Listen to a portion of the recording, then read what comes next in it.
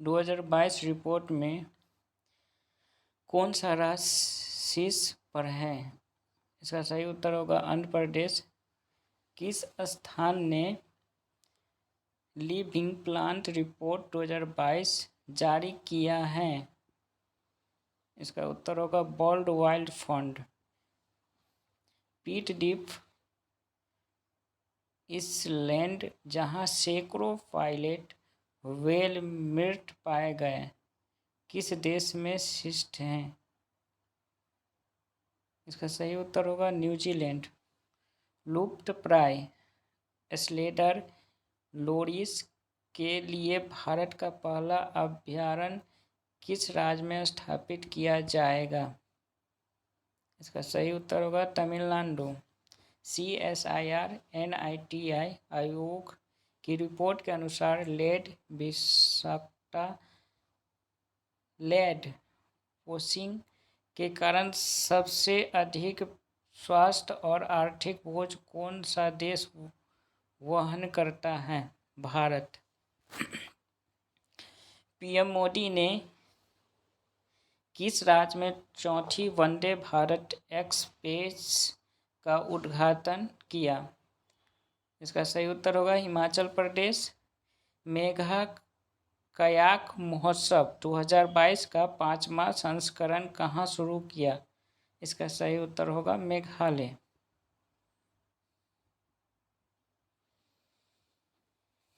Current affair देखेंगे GK का।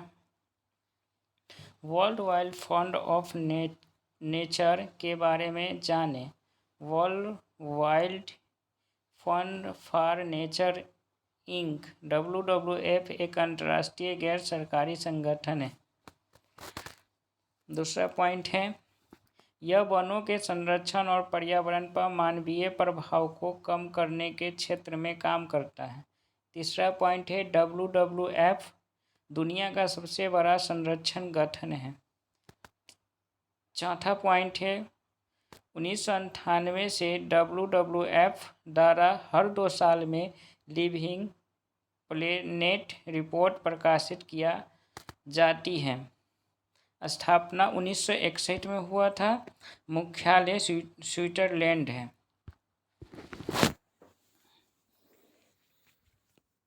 आगे देखते हैं। असमानता कम करने में भारत 6 पायदान ऊपर, वैश्विक स्तर पर 123वां स्थान पर CRII। इसका पहला पॉइंट है, असमानता को कम करने के लिए 2022 की प्रतिबद्धता। CRI के अनुसार असमानता को कम करने के लिए भारत 161 देशों की सूची में 6 पायदान का सुधार कर 123वां स्थान प्राप्त किया है। पॉइंट नंबर दूसरा, 2022 में CRI COVID-19 महामारी के पहले 2 वर्ष के दौरान असमानता से लड़ने के लिए 161 देश में सरकार की नीतियों और कार्यों की समीक्षा की गई है। पॉइंट ऑफ तीसरा, इस सूचकांक में नॉर्वे सबसे आगे और उसके बाद जर्मनी और ऑस्ट्रेलिया का स्थान है। पॉइंट चौथा, सूचकांक ऑक्सफैम इंटरनेशनल द्वारा तैयार की गई है। आगे देखते हैं। इराक के नए राष्ट्रपति चुने गए, अब्दुल लतीफ राशिद। पॉइंट 1 देखेंगे। 13 अक्टूबर 2022 को इराक की संसद ने पूर्व मंत्री अब्दुल लतीफ राशिद को देश का अगला राष्ट्रपति चुना। पॉइंट दूसरा, संसद में 2 देश के वोट के बाद राशिद ने बरहम सलेह को राज्य के प्रमुख के रूप में प्रतिस्थापित कर दिया और सालेह के 99 वोटों के मुकाबले 160 से अधिक मतों से जीत हासिल की। पॉइंट नंबर तीसरा, राशिद ने 2003 में और से 2010 तक जल संसाधन मंत्री के रूप में भी कार्य किया और तब से राज्य के प्रमुख सलाहकार रहे हैं। इराक की राजधानी बगदाद है। इंडेक्स रिपोर्ट 1970 के बाद से दुनिया भर में वन जीव आबादी में 69% की गिरावट WWF रिपोर्ट के अनुसार। पॉइंट नंबर 1 देखते हैं। World wild life fund WWF living planet report 2022 के अनुसार 1970 और 2018 के बीच दुनिया भर में निगरानी की जाने वाली वन जीव आबादी में 69% की भारी गिरावट आई। पॉइंट नंबर 2, अफ्रीका में वन जीवों की आबादी में 66% और एशिया प्रशांत में 55% की गिरावट आई है। पॉइंट 3, मीठे पानी की आबादी में 83% की गिरावट आई है।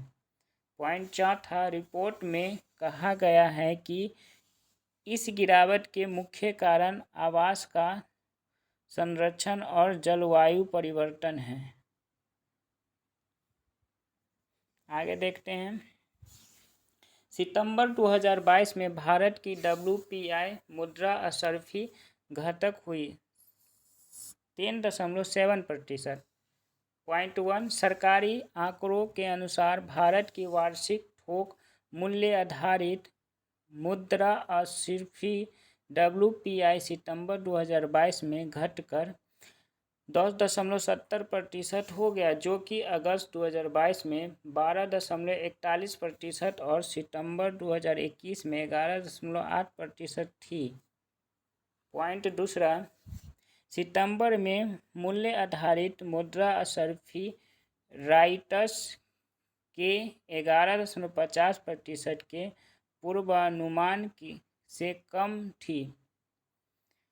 पॉइंट 3, लगातार 18वां महीने सितंबर में WPI मुद्रास्फीति डबल डिजिटल पर है। पॉइंट नंबर 4, मई 2022 में थोक मूल्य सूचकांक WPI ने 15.88% के रिकॉर्ड उच्च स्तर को छुआ। आगे देखते हैं। थोक मूल्य सूचकांक के बारे में जानें।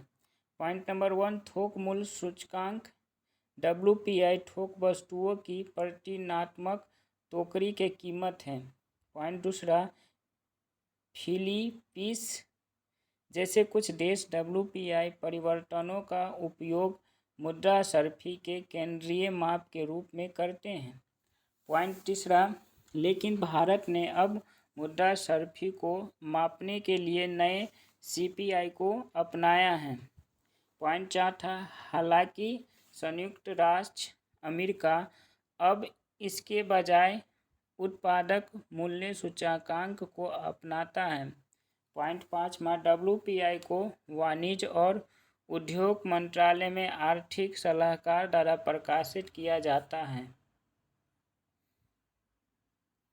बिजनेस एंड इकोनॉमिक FCI की जानकारी के अनुसार भारत का खाद्यान्न स्टॉक 5 साल के नीचे स्तर पर है। पॉइंट 1, सरकारी एजेंसियों का गेहूं और चावल का स्टॉक 5 साल के निचले स्तर पर आ गया है। पॉइंट 2, भारतीय खाद्य नियम FCI के आंकड़ों के अनुसार 1 अक्टूबर 2022 तक सार्वजनिक गोदामों में गेहूं और चावल का स्टॉक कुल 511.4 लाख टन था। पॉइंट 3, जो कि एक साल पहले 816 लाख टन था।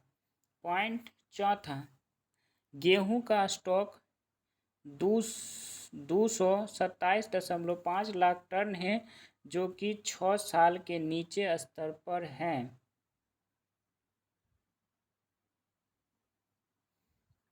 जनवरी 2023 में इंदौर में आयोजित होगा 17वां प्रवासी भारतीय दिवस। पॉइंट 1, 17वां प्रवासी भारतीय दिवस PBD सम्मेलन जनवरी 2023 में इंदौर मध्य प्रदेश में आयोजित किया जाएगा। पॉइंट 2, प्रवासी भारतीय दिवस पर हर साल 9 जनवरी को भारत के विकास में प्रवासी भारतीय समुदाय के योगदान को चिह्नित करने के लिए मनाया जाता है। पॉइंट 3, 16वीं प्रवासी भारतीय दिवस जनवरी 2019 में वाराणसी, उत्तर प्रदेश में आयोजित किया गया था। पॉइंट 4, पहली प्रवासी भारतीय दिवस 2003 में नई दिल्ली में आयोजित किया गया था।